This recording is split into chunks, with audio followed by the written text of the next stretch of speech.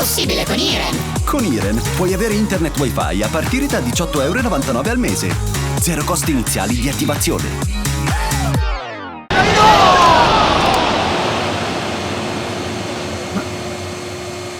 Nonna, ma proprio adesso?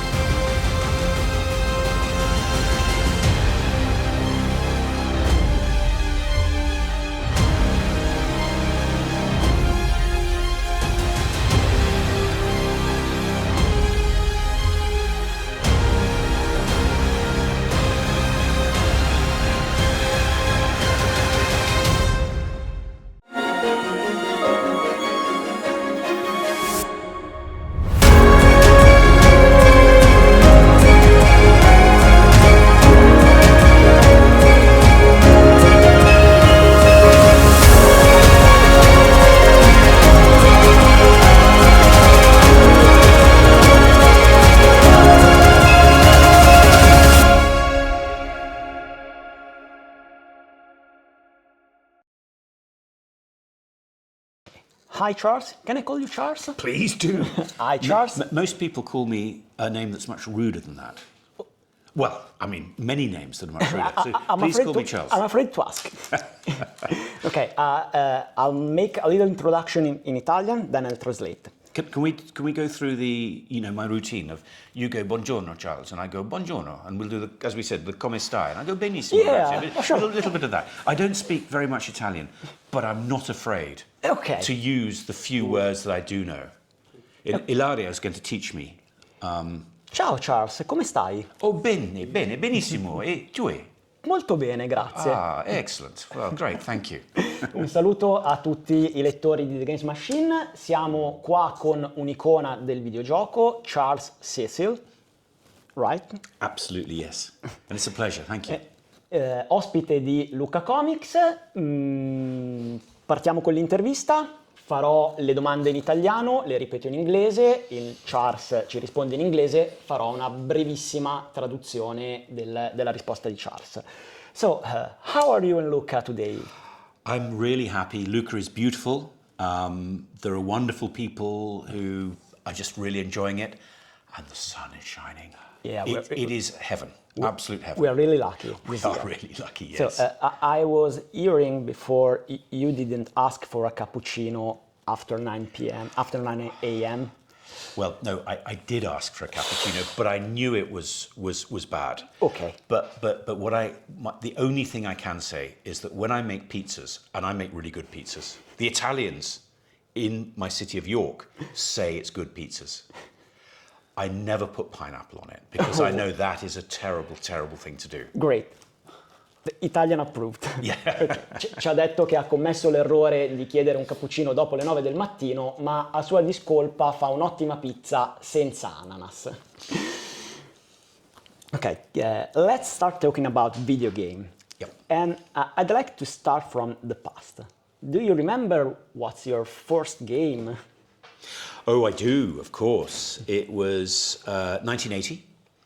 And a friend of mine loved playing Space Invaders and Galaxians.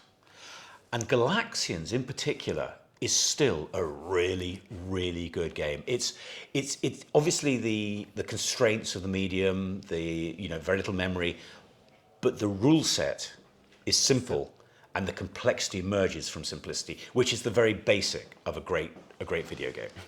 Ok, ho chiesto a Charles qual è stato il suo primo videogioco e ci ha risposto Galaxians, che ha retto bene il passare del tempo, perché secondo lui è un set di regole ancora molto efficaci ed attuali e ottime anche per il videogioco di oggi. Mentre il primo gioco che hai realizzato tu, the first video game you made. Right, so I was actually sponsored by Ford to become a mechanical engineer. And this friend and I, we were playing games in the pub.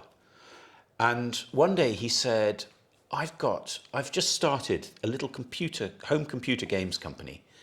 You write stories. If you write a story, I will program it. And so I did. And what's the story? It's called Adventure B. Adventure It's B. for the Sinclair ZX81. Ok. Il suo primo videogioco è stato Adventures B. Yeah. Yeah. Nato su proposta di un amico al pub che gli ha chiesto di scrivere un videogioco e che lui l'avrebbe poi programmato. And it had 1K of memory. Aveva 1K di memoria. So this, as you know, has 256 million times as much memory. But we wrote a chess program in 1K.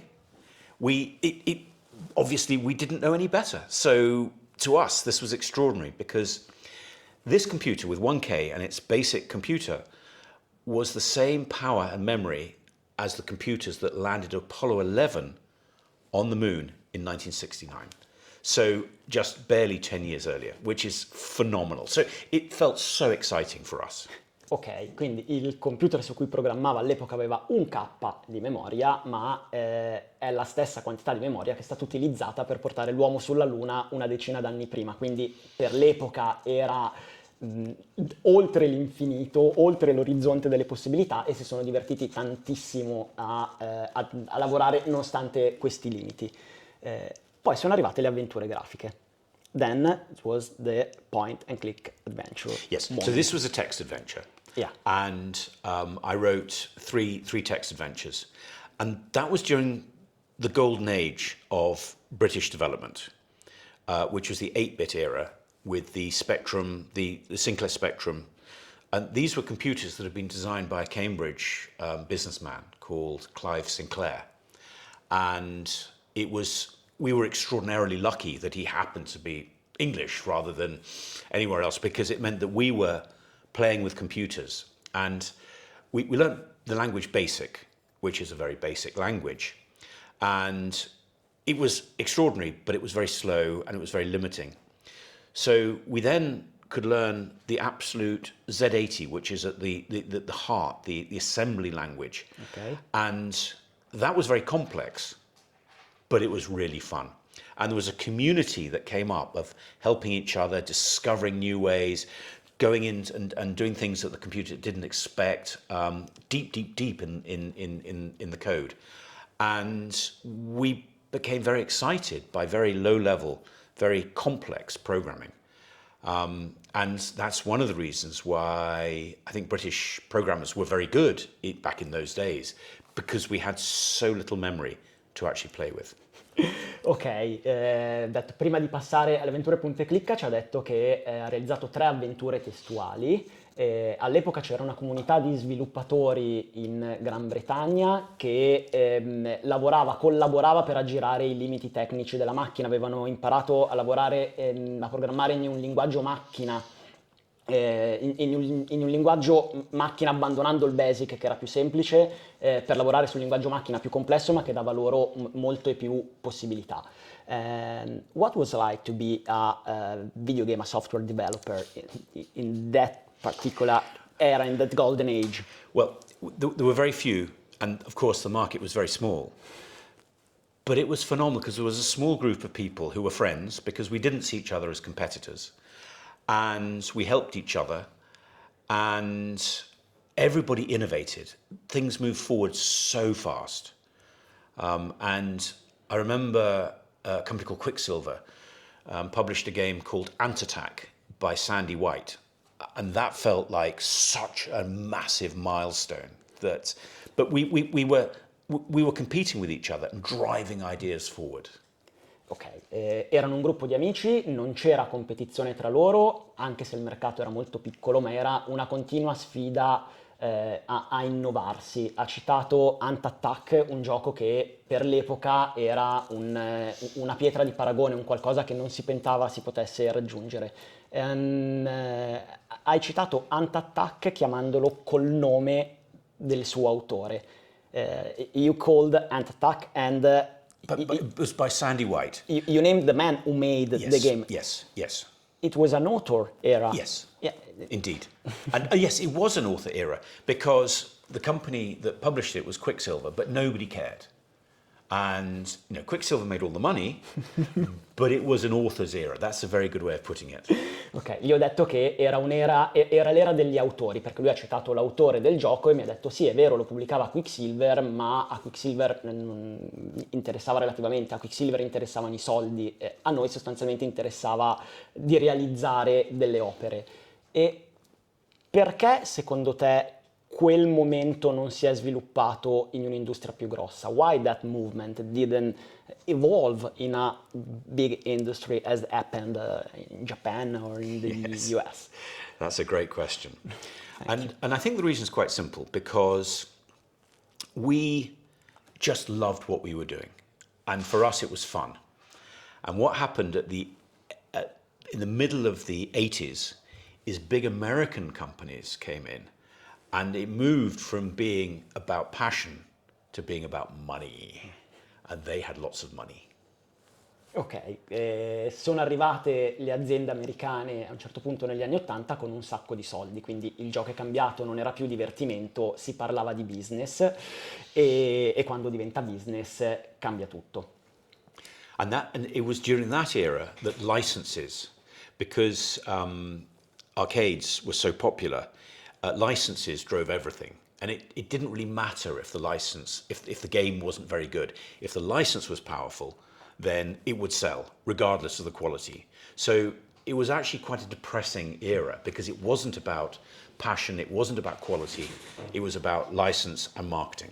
Ok, in quel momento le licenze sono diventate la discriminante. Un gioco vendeva per la licenza nel titolo, non tanto per la qualità del gioco.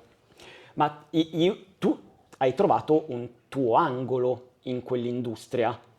You found a corner in the industry, the point and click corner. Yes, so when the golden era came to an end in about 1984, 1985, all the British developers who were good at writing original games, suddenly there was no opportunity. So all of us started, or most of us started working on converting American games to European platforms, like the Sinclair and the Amstrad. And for me, I then went and worked for a publisher. I worked for a company called US Gold. Yeah. And US Gold was really, really fun, and I really enjoyed my time there. But it was all licenses from America. And then I worked for Activision during the late 80s. But I really wanted to get back into developing my own games.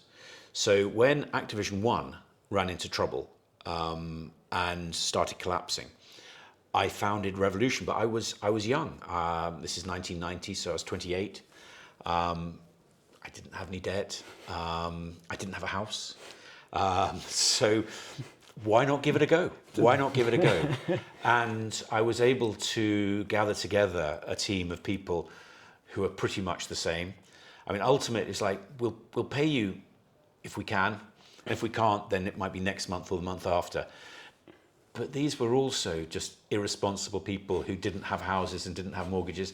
So we just had fun. We can risk all. We can risk it all. So we can risk it all. If you don't have so much, you can risk it all. And even then, there's not all that much to risk.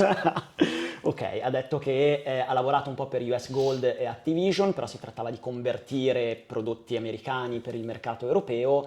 Quando Activision è uscita di scena, ha fondato Revolution con un gruppo di amici, diciamo un po' scapestrati, quindi ragazzi giovani, senza mutuo, senza casa, senza famiglie da mantenere, dove potevano permettersi di rischiare tutto perché non c'era molto da perdere. Effettivamente.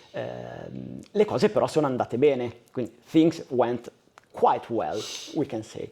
So, Broken Sword. We have to talk about Broken Sword. Broken Sword, yes. So, Broken Sword is the evolution. So, our first game, Lure of the Temptress, introduced this idea of virtual theatre, where characters walked around and did themselves. Have their routine. They had their own routine, which in theory was great. In practice, it wasn't so great, because it meant that you had no idea where a character was. You could walk out there just as it walked in there, and you spent a lot of time. But what people loved was the innovation. It felt fresh and it felt new. So the game got very, very good reviews. And then, of course, we wrote Beneath a Steel Sky. And again, that innovated, and we wanted to keep innovating. So Broken Sword. With what I'd loved doing was bringing together really talented people from other entertainment mediums. So for Beneath the Steel Sky, we had the pleasure of working with Dave Gibbons, who of course was the co-creator of Watchmen with Alan Moore. And sorry, I'm getting ahead. So, sorry? Do you want to catch up? Ok. Broken Sword è l'arrivo di un percorso evolutivo del loro sistema di gioco che avevano già utilizzato nei giochi precedenti e che presentava una formula innovativa nel contesto delle avventure grafiche dove i personaggi non giocanti non stavano fermi al loro posto ma si muovevano per la scena. Era un po' complicato perché si rischiava di girare per gli scenari senza incontrare mai il personaggio che si cercava, ma era un'innovazione. Era un'innovazione, il pubblico lo apprezzava e lui e il suo gruppo di collaboratori erano sempre alla ricerca dell'innovazione. Ci stava appena dicendo che aveva coinvolto anche Dave Gibson, il famoso disegnatore di Watchmen, nel progetto di Beneath a Steel Sky. And so for Broken Sword, while our previous games had been very successful in Europe, they hadn't been successful in America. So our publisher, Virgin, wanted us to be more ambitious visually so that our games could start selling better in America. Ok, i loro giochi precedenti avevano venduto bene in Europa ma non negli Stati Uniti e Virgin, il publisher, gli aveva chiesto di essere più ambiziosi anche graficamente così che il prodotto potesse arrivare anche negli Stati Uniti.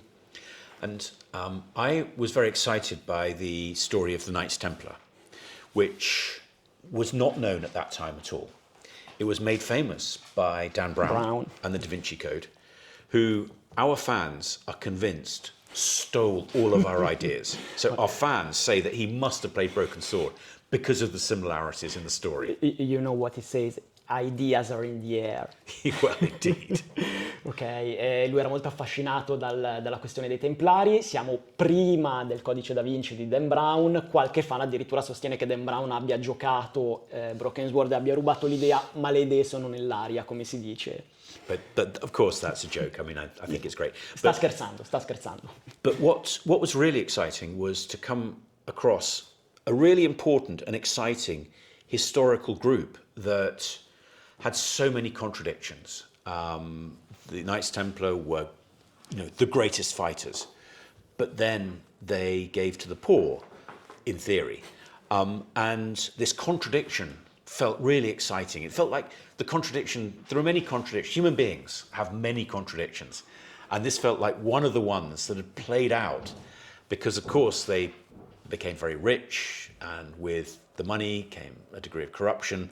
But then they were ultimately betrayed by a group even more brutal and even more treacherous, which was the papacy and the King of France, Philippe le Bel. Ok, i Templari gli piacciono molto perché mettono in evidenza la contraddizione che poi è insita nell'essere umano, nascono come un gruppo che accumulava ricchezze ma per distribuirle ai poveri, poi è subentrata l'avidità, l'arricchimento e la loro fine è arrivata dal re di Francia attraverso un gruppo ancora più spietato di quanto erano stati i Templari. And so, as a history, this felt like a really good backstory because it was so rich. And the story, as I investigated, so the story became clearer and clearer that there would be the conspiracy from the time set in the modern day, because I wanted the game to be set in the modern day to reflect contemporary values as they were then and contemporary locations. Ok, e man mano che indagava la storia diventava sempre più ricca, aveva sempre più chiaro dove voleva andare a parare con il complotto. L'importante era che questo filo storico arrivasse al presente, perché voleva che la storia fosse ambientata nel presente e che riflettesse anche i valori dell'epoca. And the interesting thing I think from now was it was obviously set and written in the 1990s. When the world was so different to now. And for a young generation, they look back at the 1990s as a very simple and a very pure, and because of that, an attractive decade. Oggi le nuove generazioni guardano agli anni 90 come un periodo quasi fatato, puro. In realtà era semplicemente uguale a oggi, ma con strumenti e con possibilità diverse. Yeah, so no mobile phone. They go to Syria, and Syria is a wonderful country, obviously full of incredible civilization. It exists no more. It exists no more. No mobile phones, no social media. No emails. No emails. Almost no internet. Almost no internet. Can you imagine how wonderful? And if you wanted to write a game, you couldn't just go on the internet. You'd have to get reference books and get these beautiful books and look at photographs and be inspired rather than just typing it into Google. Non c'erano cellulari, c'era pochissimo internet agli albori. Ci raccontava addirittura che ci sono paesi che non esistono più, come la Siria, che aveva visitato, ed era un posto stupendo di cui oggi rimangono quasi macerie. Ma soprattutto, se volevi sviluppare un videogioco non potevi andare su internet e imparare, ti toccava comprare un libro corredato da figure e studiare come programmare il tuo gioco.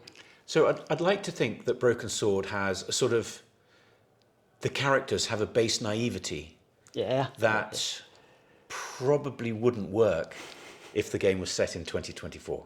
Ok, i personaggi di Broken Sword hanno un'ingenuità che è figlia dell'epoca, che non funzionerebbe in un gioco ambientato oggi nel 2024.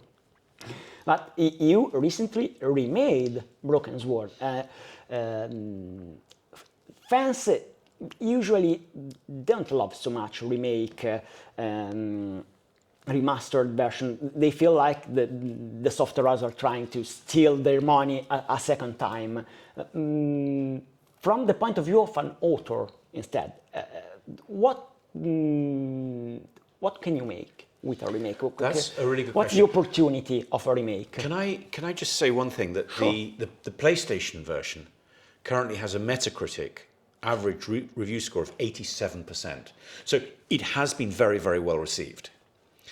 But to answer, I said usually that the Broken Sword Reforged was it's been well received. Yeah. But usually remake they're going to make a remake. Yeah. So the reason, I think, is because we have a complete respect for the original game. We're not trying to change the original game. What we're trying to do is enhance it in every way. So, for example, the backgrounds, rather than using AI to just simply upscale the backgrounds, we went where we had the original line art, we would redraw from scratch using the old screen as reference. Now, the old screen the old screens were at a resolution of 640, 480. 4K is 36 times the resolution, so it's a completely different experience. We have 30,000 frames of animation. Each of those was redrawn by, we have 15 animators who had a complete respect for the original characters. So we don't change them, apart from one exception, which I'll talk to you about in a moment. So I think what happened is when the game comes up, it looks like people remember it. But then you can press tab and it goes from 4K back to 640, 480, and people just laugh. Because they can see, of course, that wasn't how they remembered it. That's how it was. So in many ways, the Reforged is an attempt to give people what they think, they remembered, what they thought they saw, back in the day. And unlike Director's Cut, which used a base and there were many mistakes made, but this has all the original logic, all the original animations, but it also has quite a few lines and some animations that existed in the original game but were never played. And so obviously for people who play the game for the first time, they don't notice. But what's wonderful is fans playing it again come up to me and they say, I didn't know that you could talk to Rosso about Pegram and his death. And I go, that's because you couldn't. It was never hooked up. The line was recorded and translated, but it was never hooked up. So the rule that I have is that anything that was intended for the original is the canon of what we're going to write. Ok, allora, gli ho chiesto del recente Broken Sword Reforged, ho premesso che di solito i fan non amano i remake, quindi gli ho chiesto dal punto di vista di un autore che opportunità concede lavorare a un remake. Lui ci ha tenuto a precisare che in realtà la versione PS5 è un ottimo Metacritic, e sì, gli ho detto che tutti abbiamo amato Broken Sword Reforged. Ci ha spiegato il segreto di questo successo, che è sostanzialmente la fedeltà all'originale. Hanno ridisegnato buona parte degli asset partendo dagli sfondi che erano 640x480 portati a 4K, quindi 36 volte più grandi. Sono finite nel gioco anche delle parti che erano previste nel gioco originale ma che non erano riuscite ad arrivare nel prodotto finito. Il suo obiettivo era dare ai giocatori una versione di Broken Sword uguale a quella che il giocatore si ricordava di aver giocato. Poi se premete il tastino che vi riporta nella risoluzione originale, ricordate che i vostri ricordi, vi accorgete che i ricordi sono leggermente edulcorati, ma il suo obiettivo era quello, restituire ai giocatori Broken Sword come se lo ricordavano di aver giocato da bambino. What you're playing now? What am I playing? Yeah. I'm playing an adventure by a young group of developers in Yorkshire, which is where I live, Yeah. Which is the county around York, called Sorry, I want to say sorry, I haven't got a clue. It's called Thank Goodness You're Here. Oh, yeah. Do you know the game? No, we reviewed it, we loved it. Yeah. And what I love about it is English Yorkshire through and through. And as I've said, culturally, I love Italy, as many English people do. But what I love is the idea that each culture can do its own thing. And this game is very self-deprecating. It is mocking Yorkshire, it's mocking the people of Yorkshire, but in a very affectionate way, and I love it. Ok, sta giocando a Thank God You're Here.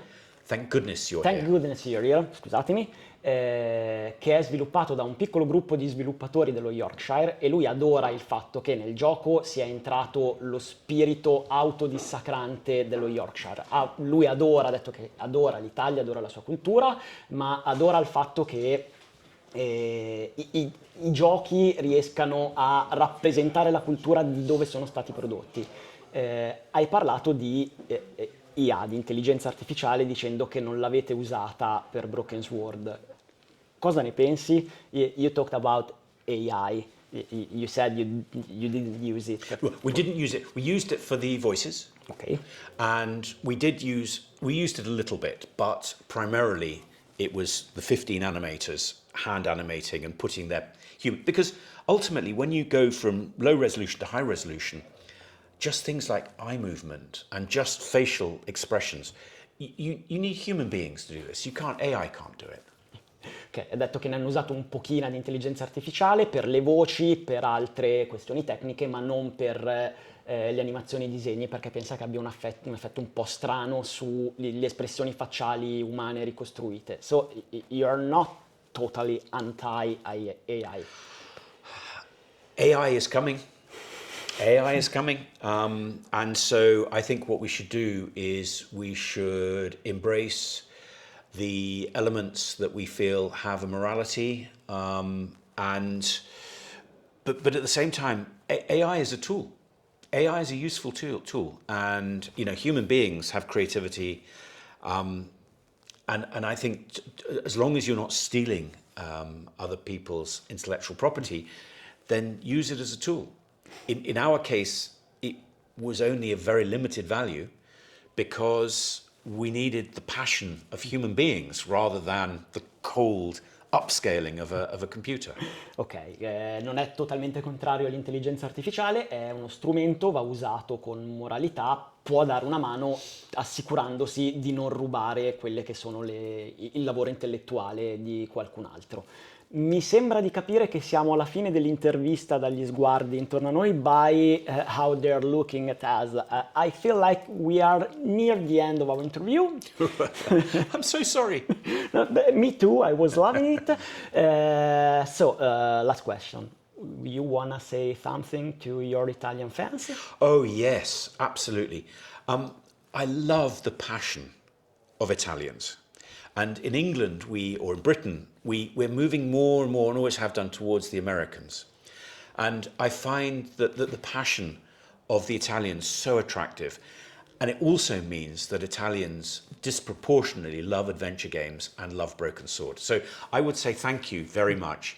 Because of the passion of our wonderful community in Italy and across Europe in particular, we're able to keep writing games and really have fun. So grazie mille e arrivederci. Arrivederci, grazie a te. Ci ha detto che, gli ho chiesto se volesse dire qualcosa ai fan italiani, ci ha detto che adora la passione degli italiani, il mondo anglosassone vira un po' troppo verso quello statunitense, mentre in Italia ritrova un po' di quella passione europea, che è soprattutto rivolta verso le avventure grafiche, che sono enormemente amate, molto più che nel resto del mondo. Quindi grazie e non vediamo l'ora di poter giocare il tuo prossimo gioco. We can't wait to play your next adventure game. Grazie mille. Charles, thank you. It was an honor and a pleasure. Well, thank you, and it's lovely talking to you. It's great to talk to someone who created something you love. So thank you. It's really heartwarming. And it's lovely to be genuinely, it's lovely to be in Italy, because we were talking about this earlier, just the passion. Thank you. Sometimes it's positive, sometimes it's negative, but at least there's always passion. Yeah. Thank you. Excellent.